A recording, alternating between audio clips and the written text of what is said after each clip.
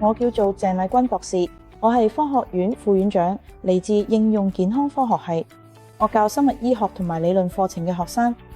今次呢個項目，我哋會研究電磁過敏綜合症，簡稱 EHS。我哋會研究一部叫做 EM-Guard 嘅便攜式裝置，去睇下佢對自稱有 EHS 嘅參加者有啲保護作用。喺呢個項目入邊，參加者會攜帶呢部裝置3日，而佢哋喺攜帶裝置之前同之後，我哋會檢查佢哋嘅活血形態，觀察有啲紅血球前串狀形成。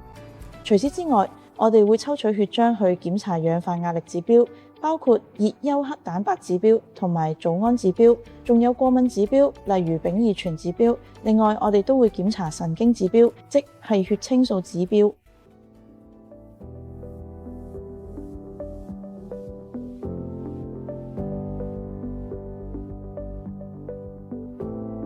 如果長時間暴露咗呢啲電磁場之下，會導致血液形態出現變化，咁樣就會導致紅血球淺串形成。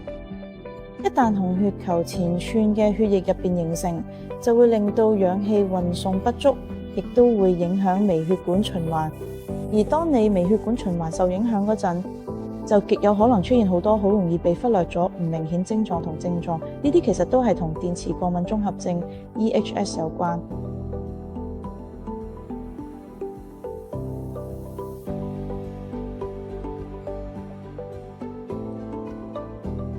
我想特別講一講呢一點，與其話紅血球前串形成係一個生物標記，我會話呢個其實只係一個初步嘅生理指標，用嚟顯示某人過度暴露咗某啲電磁場之下。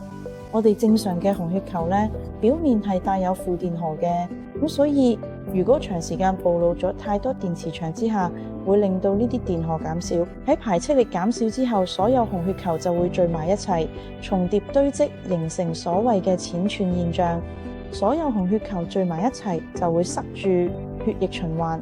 影響微血管流動。咁樣其實會令到血液正常流動出現障礙。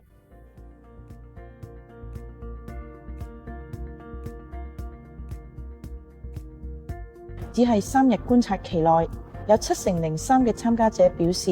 佢哋嘅症狀明顯改善嘅。我哋仲觀察到血球聚集減少咗50%，呢個好重要，因為可以令血液流動更加順暢，改善微循環。細胞層面上，氧氣同營養嘅運送都會更加有效率。